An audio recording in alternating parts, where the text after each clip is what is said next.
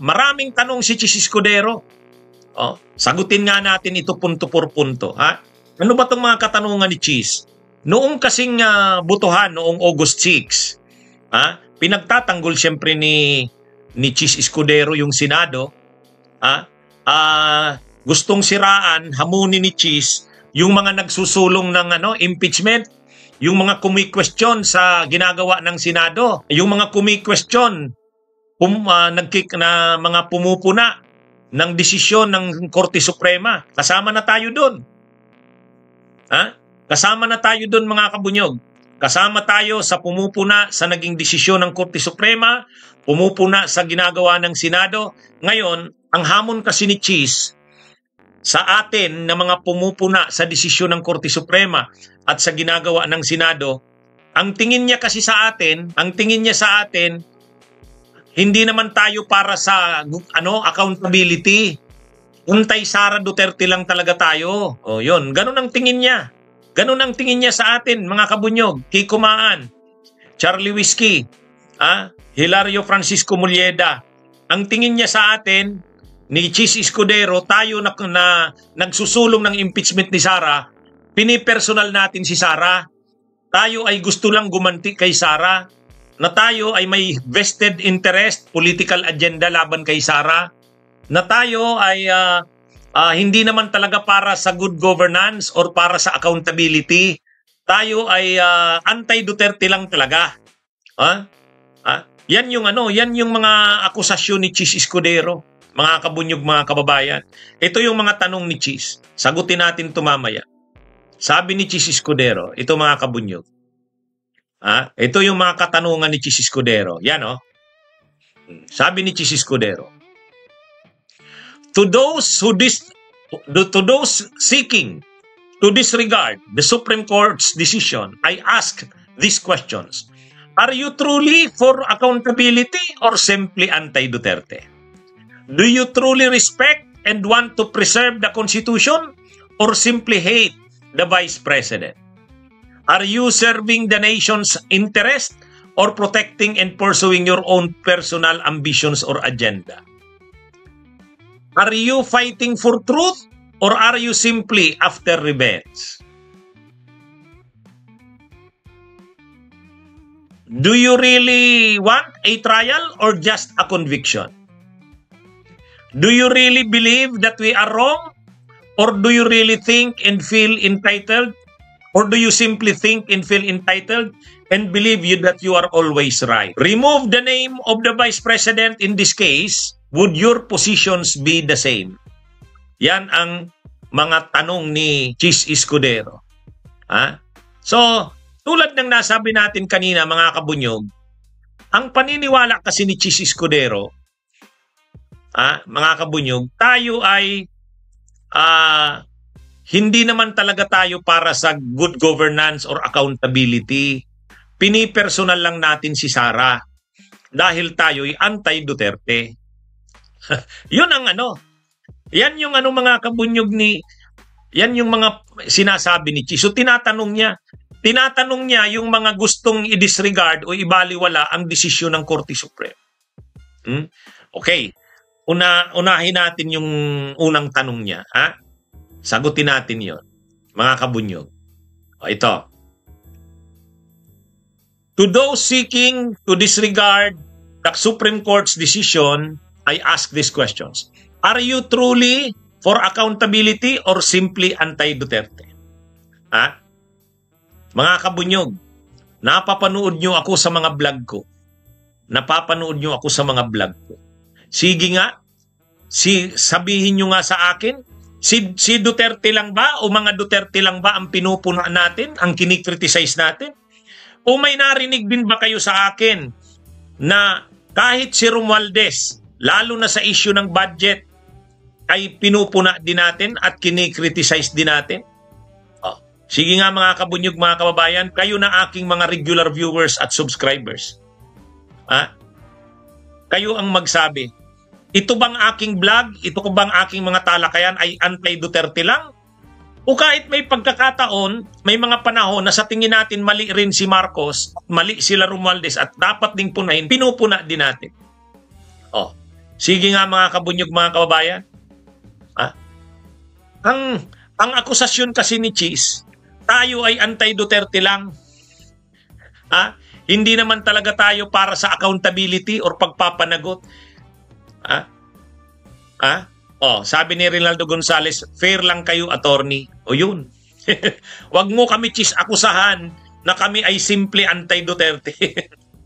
Ha? Napakarami lang talagang dapat panagutan ni Duterte. Sa nangyari sa bansa natin, napakaraming pananagutan ni Duterte. Siyempre, pus na si Duterte, kaya pinapanagot natin. Pero sa ngayon, kahit naman si PBBM, kahit si Romualdez, marami rin tayong nakikitang dapat nilang isaayos sa bansa natin at pinupuna din natin yan. Pinupuna din natin yan. Kaya wag mo kami, Cheese, aakusahan na we are not after accountability. We are not truly for accountability. We are simply anti-Duterte. Ha? Kahit sino pa yan, basta mali. Yun, sabi ni Brad Idol. Si Brad Idol, kagrupo namin, leader namin yan sa Bunyog, sa Pasig. Wag mo kaming anuhan. Nung SONA, ito, Cheese. Bakit nung SONA ni PBBM, sumama kami sa Bunyog sa mga nagrally kay PBBM? Ano ang dala-dala naming issue kay PBBM? Yung kanyang pagiging malambot na dapat kumilos na siya. Ipakita niya na yung kanyang political will na hindi na siya pwedeng paikot, na pwedeng sabihin na ganyan lang. Makikita niyo ako kapag mayroon akong nakikita kay si Romualdez nga, mayroon akong mga kasamahan na vloggers, Romualdez sila. Torny, wag mo naman nang kukomentaryuhan si Romualdez. Sabi ko, pasensya na. Pero pag nakikita ko, lalo na sa budget, yung nangyari nung 2025 budget, grabe ang ginawa nila Saldico. Dapat, hindi natin, punahin din. So, ang panawagan ng Bunyog, ang panawagan ng aking page, ng aking channel, pagpapanagot sa mga tiwali na opisyal ng gobyerno, hindi dahil tayo'y anti-Duterte lang. Mali ang akusasyon mo, Cheese, na kami simply anti-Duterte. Sabi, do you truly respect and want to preserve the Constitution or simply hate the Vice President? Itong mga tanong na ito, halatang maka-Duterte, George Espiritu. Kami na mga nagsusulong ng impeachment, kami yung yung mga grupo namin sa civil society, kami yung nagsulong ng first, second, and third impeachment complaints. Kami yung mga civil society. Magkakasama kami nila Laila de Lima, nila Franz Castro. Kami ang nag-file ng first, second, and third impeachment complaints. Kung ang House hindi sinulong ang impeachment, ang nangyari kasi sa House, sa Kamara, ang sinuportahan nila yung fourth impeachment complaint. Okay lang yun sa amin. Pero kami, mag-file ang House o hindi, nag-file kami ng impeachment complaint. Yung mga kongresista, nag-decide sila huli na, nung sinuportahan nila yung fourth impeachment complaint. Pero kaming mamamayan, civil society, first, second, and third impeachment complaint. Hindi kami hawak ni Martin Romualdez. Kahit sabihin niyang huwag kaming mag-file ng impeachment complaint, hindi niya kami pwedeng sabihan yan. Kasi kami ay bilang mamamayan, magpa-file kami ng impeachment complaint. Kaya nga 'di ba, nag-rally kami noon, January 13. Sinong binabatikos namin sa rally namin? Yung Kamara.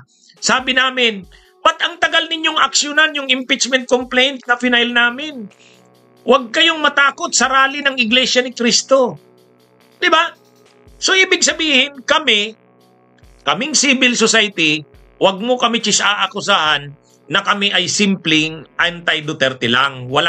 Ayaw naman talaga namin ng pananagutan. Diyan ka nagkakamali sa amin. Huwag mo kaming akusahan ng ganyan. Wala kaming political agenda. Wala kaming political ambisyon. Wala yun. Kami, ang gusto lang namin ay mapanagot si Sara. Kasi ang nangyari, nagkaroon ng mga investigasyon ng Kamara, nakita namin kung gaano kagarapal ang ginawa ni Sara Duterte sa pundo namin ng bayan. So ngayon, anong ginawa namin? Yung aming mga grupo ay nag-file ng impeachment complaint. Yan na yung first, second, saka third. Ngayon, ang tagal, hindi inaaksyonan ng Kamara. Kaya nga kinikriticize namin ang Kamara noon. Sabi namin, bakit hindi nyo inaaksyonan ang final naming impeachment complaint? Nung bandang uli, may final ang mga kongresista na fourth impeachment complaint. So natuwa kami. Finally, gumalaw na ang House. At mabilisan sa loob ng isang araw, pinasa nila ito. Natuwa kami sa ginawa ng House.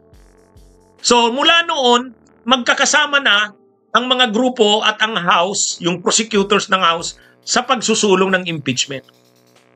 Ngayon, kung ang sinasabi mo, Cheese, kung ang tinutukoy mo ay sila Martin Romualdez at ang mga kongresista at ay may political agenda, kanila yon, hindi kami. Huwag mo kaming lalahatin. Kaming civil society, wala kaming political agenda. Kami ay para lang sa pagpapanagot kay Sara. Nababayaran daw ako, sabi ni Magsisibuyas. Kung nababayaran ako, sinong nagbabayad sa akin? Si Romualdez? Ay bakit kinikriticize ko si Romualdez pag mali? Kung bayaran ako, hindi ko siya pwedeng criticizein. Kung ang Marcos, bayad ako, tao ako ng Marcos, hindi ko kikriticizein si PBBM. Bakit nung pumunta si PBBM sa US, ang nakuha niya doon ay 1% lang na nabawas doon sa tariff kay Trump mula 20 naging 19. Samantalang yung Pilipinas, pagpasok ng Amerika, 0%. Di ba pinuna natin si PBBM doon? Ano ba naman to? Ano ba naman to PBBM? Bakit pumayag ka sa ganyan? Sayang lang ng gastos mo pagpunta dyan sa US, di ba? Di ba? Pinapakita ko, hindi ako bayad. Kami na nagsusulong ng impeachment, hindi kami bayad. Ang naunang nagsulong ng impeachment, kaming mga civil society. Kami yon, yung grupo nila Laila, yung grupo ng Akbayan, yung grupo ng Makabayan Black, suportado namin yon. Yung grupo ng clergy. Nang hindi gumagalaw ang Kamara, kami pa nga ang nagkikriticize sa Kamara. Sabi namin, bakit? Bakit kayong mga kongresista, natatakot ba kayo kay Sara at sa mga Duterte? Natakot ba kayo sa rally ng iglesia? Kaya anong ginawa namin? Nagrally uli kami, January 18. Yung iglesia rally, January 13. Kami, January 18. Kinikriticize namin noon si Martin Romualdez. Kinikriticize din namin si PBBM. PBBM, bakit hindi mo sinusuportahan itong impeachment? Kailangan itong gumulong. Ipakita mo na dapat sinusuportahan ng administrasyon mo yung pagpapanagot sa mga dapat managot sa katiwalian. So yan yun. Wala kaming dito. Sabi niya dito ni Cheese, are you fighting for truth or are you simply after revenge? Revenge? Pagganti? Kanino kami gaganti? Wala dito. Walang pagiganti dito, Cheese Escudero. Sabi pa ni Cheese, do you really want a trial or a conviction? Siyempre gusto namin conviction. Kailangan na matanggal si Sara sa pwesto. Conviction. Pero, realistically, alam namin ang hirap ng conviction. Ang hirap ng conviction dahil maraming mga senador, makasara Duterte pa rin. So ano na lang ang hinihiling namin? Okay, kung mahirap ang conviction, wag nyo lang patayin ang impeachment. Gawin nyo yung trial. Makita lang ng mamamayan kung ano ba talaga ang issue dito. Maipresent yung mga ebidensya laban kay Sara. Tapos si Sara Duterte, mabigyan din ng due process na masagot yung mga issue laban sa kanya. Kaya yung sinasabi mo, Cheese Escudero, do you really want a trial or just a conviction? Gusto namin conviction ni Sara. Pero, dahil nga kayong mga senador ang magiging huwes dyan, at tingin namin mahirap kayo na mag-convict kay Sara kasi karamihan sa inyo makasara, okay na yon. Ang importante lang magkaroon ng trial. Kaya ang sagot dyan, Chi, sa tanong mo, do you really want a trial or just a conviction? Gusto namin ang conviction dahil naniniwala kami dapat talagang i-convict si Sara. Pero sa kalagayan nga na maraming mga senador kakampi ni Sara, okay na kami. Ang importante matuloy ang impeachment. Yun ang sagot dyan, Chi, sa tanong mo. Do you really want a trial or just a conviction? Sabi niya dito, do you really believe that we are wrong? Or do you simply think and feel entitled and believe that you are always right? Hindi namin sinasabi na kami ay laging tama. Pero alam namin kung ano ang nasa konstitusyon, alam namin kung ano ang tama sa konstitusyon. At ang pinaglalaban namin ay ang nakalagay sa konstitusyon. Ano ang nakalagay sa konstitusyon? Accountability of public officers. Na ang mga opisyal ng bansa na may mga katiwaliang ginawa ay pwedeng panagutin sa pamamagitan ng impeachment kung sila ay mga matataas na officials ng bansa. Naniniwala kami dyan. Ang pinaglalaban namin, konstitusyon. Ngayon, hindi kami nagsasabing perfecto kami. Hindi kami nagsasabing lagi kaming tama. Ikaw yata, Chis, ang nagsasabi ng ganyan. Hindi kami. Sabi ni dito, remove the name of the Vice President in this case. Would your positions be the same? Yes! Yes! Hindi yan. Kahit sino pa yan. Alisin mo ang pangalan ni Sara. Sino pa man ang abusado dyan. Kung kailangan niya na i-impeach yan.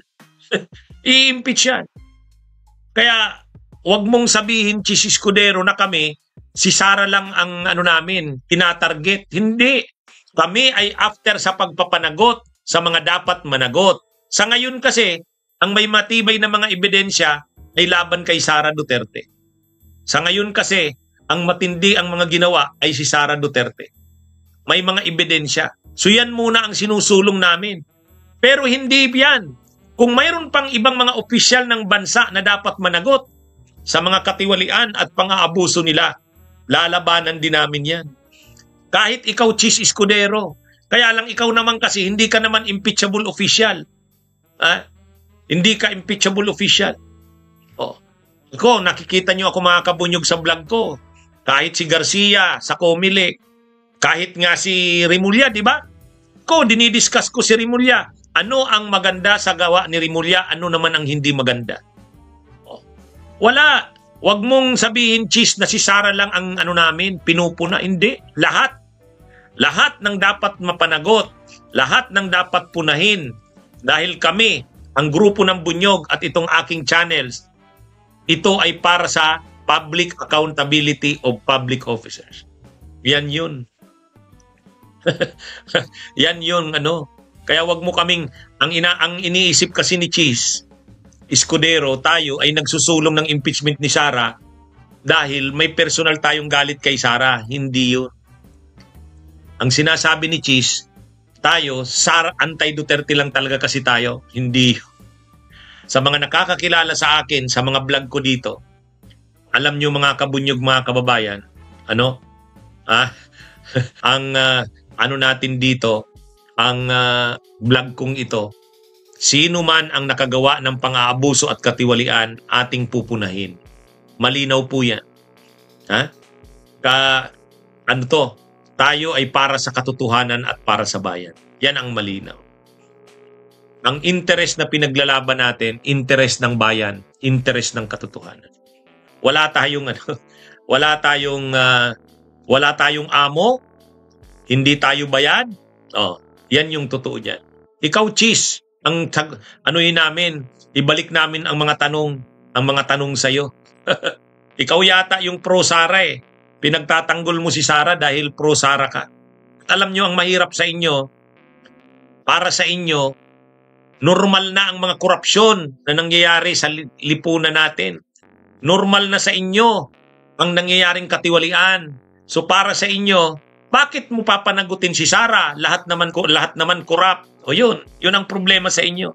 Para sa inyo, hindi na importante yung mga accountability of public officers. Wala naman yan. Kaya tayo nagkakaganito ang bansa natin dahil sa mga katulad mo, Chis Escudero. Sa inyo, normal na ang korupsyon, katiwalian. Yung mga pinag-uusapan na ginawa ni Sara para sa inyo, normal yun, wala yun. Okay lang yun.